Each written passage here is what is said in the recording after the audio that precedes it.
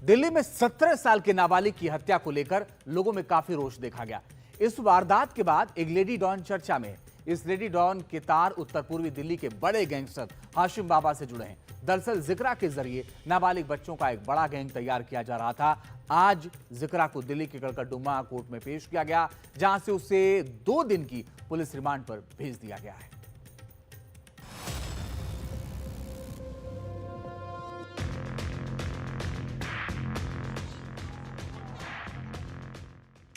ये है जिक्रा, जो खुद को उत्तर पूर्वी दिल्ली की लेडी डॉन समझती है। इंस्टाग्राम पर उसके 15,000 से ज्यादा फॉलोअर हैं। अवैध हथियार रखने की शौकीन है।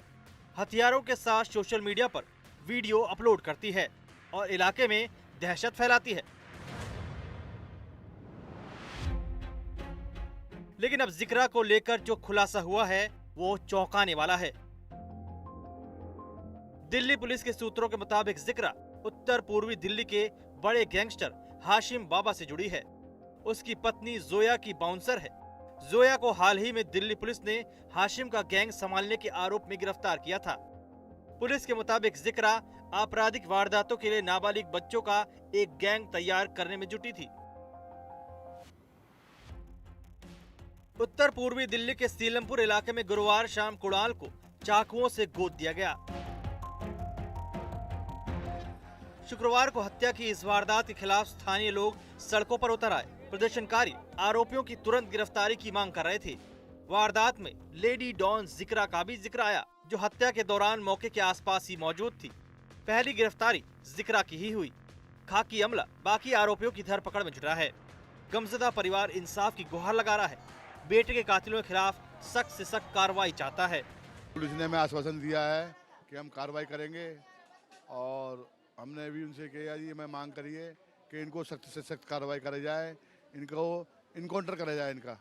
जैसे हमारे बच्चों को उन्होंने मारा है, काटा फाड़ा है बुरी तरीके से, 15-20 चाकू मारे पेट में, तो उनका भी साथ भी सख्त से सख्त कार्रवाई होगा। कुणाल हत्याकांड में जिक्रा की गिरफ्तारी के बाद पुलिस को उसके रिश्ते के भाई साहिल और दिलशाद की तलाश है।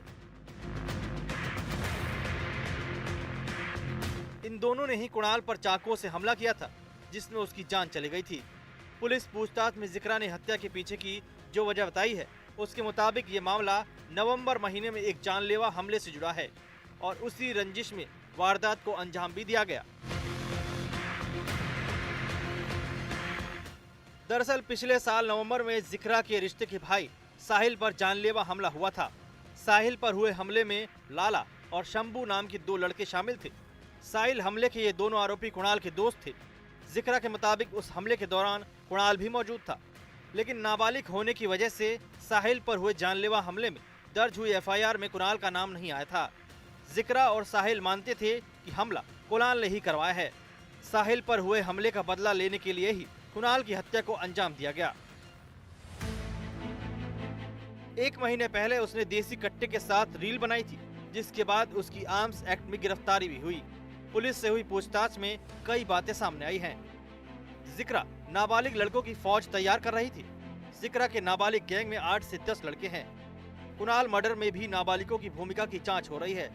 लोगों को धमकाने और वर्चस्व बनाने में जुटी थी जिक्रा। लेडी डॉन को हथियारों का भी बड़ा शौक था। वो हमेशा अपने साथ लड़कों को लेकर निकलती थी। जिक्रा को बताया गया था कि कुणाल जीटीबी अस्पताल से निकल रहा है। वारदात को अंजाम देने जिक्रा अपने गैंग के नाबालिग लड़कों के साथ निकली। बाद में साहिल और दिलशाद ने कुणाल की चाकू से गोदकर हत्या कर दी।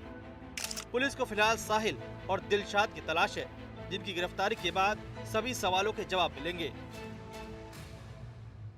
जिक्रा पर हत्या का पहला मुकदमा दर्ज हुआ है।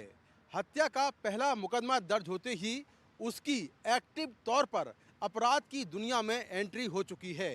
हाशिम बाबा और उसकी पत्नी जोया जैसे गैंगस्टर उसके रोल मॉडल हैं और एक बार फिर उसका ठिकाना जेल होगी। वहीं दिल्ली पुलिस उसके आपराधिक नेटवर्क को खंगालने में लगी है। उसका नाबालिग बच्चों का जो गैंग है उसकी पहचान करने में लगी है, जिससे मौका रहते हुए उस पर कार्रवाई हो सके। नई दिल्ली से कैमरामैन शेख मोमिन के साथ मैं मुकेश सिंह सेंगर, एनडीटीवी इंडिया।